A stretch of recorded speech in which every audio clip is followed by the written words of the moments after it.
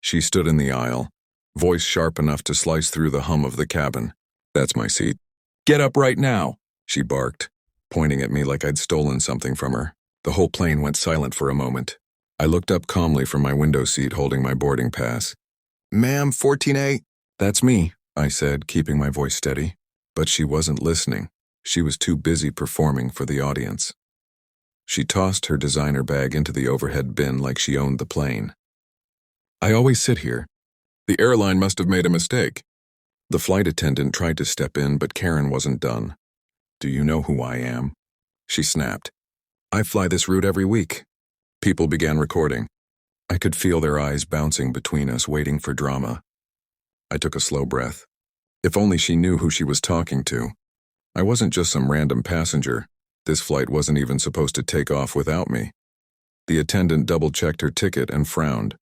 "Ma'am, your seat is 26B, middle seat." The color drained from her face, but she refused to back down. "No, that can't be right. This man must have switched seats online." I gave a small smile. "You're free to check the system logs," I said. "Or maybe, just ask the captain." That made her pause. For the first time, her confidence cracked. The flight attendant gave me a strange look, half surprise, half realization. "Sir, are you Captain Lawson's brother?" I nodded slightly. The cabin murmured. Karen froze. The woman who'd been screaming at me for stealing her seat suddenly couldn't find her voice. She slowly backed away, clutching her purse. The flight attendant escorted her to the back while passengers whispered. I just looked out the window as the engines began to roar. In my head, I couldn't help but think, some people only learn respect when turbulence hits. The plane finally lifted off, and the tension from earlier still hung in the air. Karen sat a few rows behind me now, grumbling loud enough for half the cabin to hear. "Ridiculous. I should have been upgraded. That man doesn't even look like he belongs here." People exchanged awkward glances. Pretending not to listen, but her voice cut through everything. I leaned back, pretending to rest, but I kept one ear open. The irony? I was the one funding this entire test flight. What Karen didn't know was that this wasn't a regular commercial trip. It was a private test for the new aircraft systems my company had designed. The airline invited real passengers to make it look routine. Midway through the flight, turbulence hit hard. The plane shook violently, oxygen masks dropped, and someone screamed. Karen's shrill voice rose above the chaos. "We're going to crash. Do something." The flight attendants rushed around trying to calm people, but the panic spread fast. I unclipped my seatbelt and stood up, steady despite the shaking. "Everyone stay calm," I said firmly. The tone in my voice made even Karen go silent. The attendants froze when they saw me head straight for the cockpit. Karen yelled, "You can't go in there. Sit down." But the door opened for me automatically. The co-pilot's voice came through the intercom. "Sir, the system's not responding. We're losing control." "Switch to manual override," I said. My fingers moved across the panel like second nature. The turbulence intensified, but I stayed focused. Outside, clouds swirled like angry waves. Karen's screams filled the background again, but I tuned them out. After a few tense seconds, the plane steadied. The autopilot re-engaged. A wave of relief swept through the cabin. When I stepped back into the aisle, people clapped. Karen stared at me with wide eyes. "Who are you?" she stammered. I gave her a faint smile. "Just the guy who designed the system that saved your life." Her face went pale. The same woman who screamed at me for stealing her seat couldn't even look me in the eye now. The applause faded, and the plane settled into uneasy silence. Karen sat frozen, her mouth slightly open, trying to process what just happened. A few passengers whispered, "He designed the plane?" while others nodded in respect. I walked back to my seat, but as I passed her row, she suddenly grabbed my arm. I didn't know," she said, voice trembling. "I thought you were just what?" I asked softly, cutting her off. She couldn't answer. Her pride was fighting her guilt, and for once she was losing. "You yelled at me like I stole something from you," I continued. "Turns out I built the very thing keeping you safe right now." The passengers nearby were listening now, and you could feel the air shift. Karen forced a smile that didn't reach her eyes. "Look, let's just forget it, okay? It was a misunderstanding." I looked at her calmly. "You wanted power so badly," I said quietly. "You forgot respect comes before authority." Then I turned back toward my seat. For a while, things were peaceful.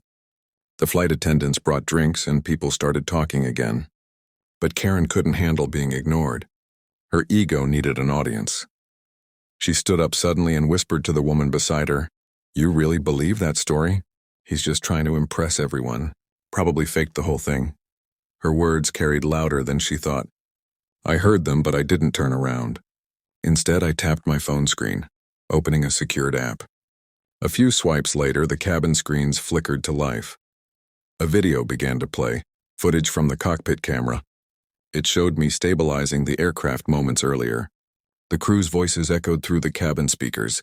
"Manual override engaged. System recovering." He did it. Every screen froze on the moment I said, "Everyone stay calm." The entire cabin turned to look at Karen. Her face burned red. She sank into her seat, whispering, "This can't be happening." I finally turned around. "Still think I'm faking it?" She didn't reply. She just looked out the window, pretending to be invisible. For the next hour, the cabin stayed silent.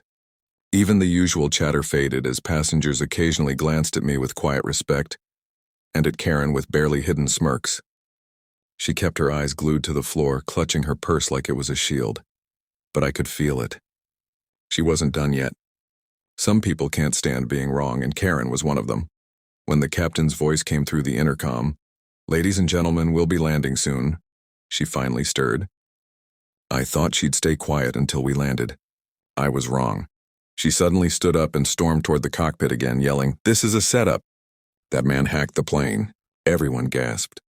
"He could have killed us all," she cried, pointing directly at me. A flight attendant rushed to block her path. "Ma'am, please return to your seat." But Karen wasn't listening. "He's lying. I'm calling the FAA when we land. He's dangerous."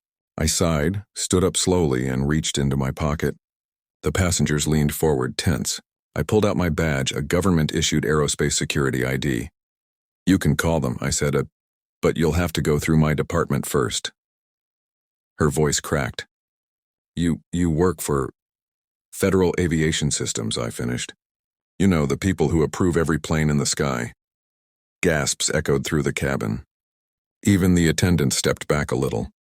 Karen's fake confidence shattered right there. She stumbled over her words. I didn't know." "That's the thing about you," I said calmly. "You never ask before you accuse."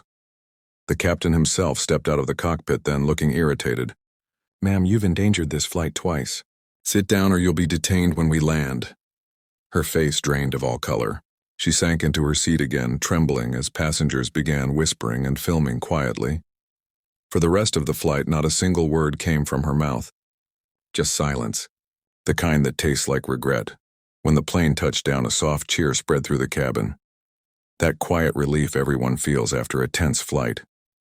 But all eyes again turned toward Karen. She sat stiff, pretending not to notice the murmurs. Her hands trembled slightly as she clutched her phone. I stood up calmly, grabbed my briefcase, and nodded to the captain as he exited. "Good flight," I said casually. He smiled. "Thanks to you, sir." That one line made Karen's head snap up. As passengers began leaving, Karen suddenly jumped into the aisle, trying to get ahead of everyone. But two airport security officers were already waiting near the jet bridge. The captain had filed a safety report mid-flight. "Ma'am," one of them said, "we need to ask you a few questions about an in-flight disturbance." Karen's voice wobbled. "Disturbance? I was just trying to protect everyone. He's not who he says he is." The officer turned to me. "Sir, can you confirm your identity?" I showed my ID again, this time officially. "Ethan Lawson, Federal Aviation Systems Engineer. This flight was part of a safety systems test." The officer nodded immediately. "Understood, sir." Then he looked back at Karen. "Ma'am, please come with us." Karen's mouth dropped open. "Wait, you're arresting me? For what?" "I didn't do anything wrong." I met her eyes one last time. "You accused, screamed, and endangered people, all because you couldn't stand being wrong." As they escorted her away, her designer heels clicked against the floor, echoing down the tunnel. Every passenger watched quietly. Some filmed. Others just shook their heads. When I stepped off the plane, the cool air of the terminal hit me. A journalist waiting near the gate approached. "Sir, was it true?" You stopped the turbulence manually? I smiled faintly. Just doing my job. But as I walked away, I caught sight of Karen through the glass wall, still arguing with security, her voice fading under the hum of the airport. Some lessons I thought only land when the plane does. Outside the terminal, the scene had already gone viral. Someone from the flight had uploaded the video. Karen screaming, me calmly walking to the cockpit, the entire cabin cheering when the plane steadied. Within hours, it had millions of views under the title, "Entitled Woman Yells at Engineer Who Saves Her Life Mid-Flight." I wasn't looking for attention, but there it was. Reporters surrounded me. Passengers from the same flight were giving interviews, and hashtags like "Das I'm Plane Karen" and "Engineer Hero" were trending. But amid all that noise, my phone buzzed. An unknown number. When I answered, a familiar shaky voice spoke. "Mr. Lawson?" "It's me, Karen." For a moment I said nothing. She continued, her tone much smaller than before. I just wanted to apologize. I saw the video. I didn't realize who you were, or what you were doing. I was wrong." Her words were quiet, but they felt sincere. Still, I'd learned long ago that apologies only matter when followed by change. "You weren't wrong about me, Karen," I said evenly. "You were wrong about how you treat people you don't understand." She stayed silent. I could hear her breathing, like she wanted to say more but couldn't. "You know," I added, "respect doesn't cost anything. But losing it, that can be expensive." There was a pause, then she whispered, "You're right." The line went dead. Later that night, I saw another video trending. Karen, sitting in front of a camera, eyes red, confessing everything. "I judged someone based on how they looked," she said, "and that nearly destroyed me." The comments were mixed, some forgiving, some brutal. But one pinned comment stood out. "He saved her life and she found her humanity. That's justice enough." I leaned back, watching quietly. Maybe, just maybe, this turbulence had knocked something good into her. A few weeks passed and life returned to its steady rhythm. The flight incident had made its rounds on every news outlet, and though I tried to stay out of the spotlight, the story had a way of finding me. Airlines started reaching out for consultations. Universities invited me to speak about calm leadership under pressure, and my inbox overflowed with thank you messages from strangers who said the story inspired them. But one afternoon, as I was leaving my office, I saw something unexpected. A woman stood near the parking lot clutching a small box. It took me a second to recognize her. Karen. Her hair tied back, no designer bag this time, no sunglasses to hide behind. Just her looking human. She walked up slowly. "I didn't mean to show up without notice," she said, voice trembling. "I just wanted to thank you properly." She opened the box, and inside was a small model airplane, hand-painted with my initials on its wings. "It's not much, but it's my way of saying sorry." For a moment, I didn't know what to say. Her eyes were sincere, not the sharp, judgmental ones from the plane, just tired, honest eyes. "You didn't have to," I said quietly. "I did," she replied. "I've spent years thinking I was above people. But that day, when you saved all of us, I realized I wasn't even grounded myself." Her words hung in the air. Then she smiled faintly and added, "I started volunteering at the airport now, helping passengers instead of yelling at them. Guess I owed the universe that much." I smiled back. "That's a better kind of turbulence." She laughed softly, wiped a tear, and walked away into the fading sunlight. As I watched her leave, I realized something. Sometimes justice isn't about punishment, and it's about change. And sometimes the loudest people just need a little silence to hear their own hearts. A few months later, I stood at an airfield under a golden sunset, watching one of my company's new aircrafts prepare for its first public flight. Families gathered around the fences, kids pointing excitedly as the engines roared to life. It wasn't just another plane, it was the model born from that turbulent day. Stronger, safer, built to withstand chaos. As the engines whirred, a soft breeze carried the scent of jet fuel and fresh hope. I looked up, feeling that familiar rush of pride, not just for the technology but for what it meant. Every bolt, every wire, every test stood for something bigger. Second chances, respect, and the quiet strength that comes from doing the right thing, even when no one's watching. A voice behind me spoke. Beautiful sight, isn't it? I turned. It was Karen. Different again. Grounded. She wore a volunteer badge now, the airport logo on her vest. Didn't think I'd ever love the sound of planes again, she said with a small smile. I nodded. Sometimes the same sky that scares us ends up teaching us how to fly. She smiled at that, watching the jet rise into the horizon. The crowd clapped as the plane soared higher, sunlight glinting off its wings. And as I stood there, hand over my heart, I thought about all the noise, all the chaos that had led to this peace. In the end, it wasn't about fame or revenge. It was about learning what truly keeps us steady when everything around us shakes. I whispered under my breath, almost like a promise to the sky. I built these planes so people could rise above the storms, not create them. Karen looked at me and said softly, "You really did save more than just that flight, didn't you?" I smiled. Maybe, but the truth is, we both did.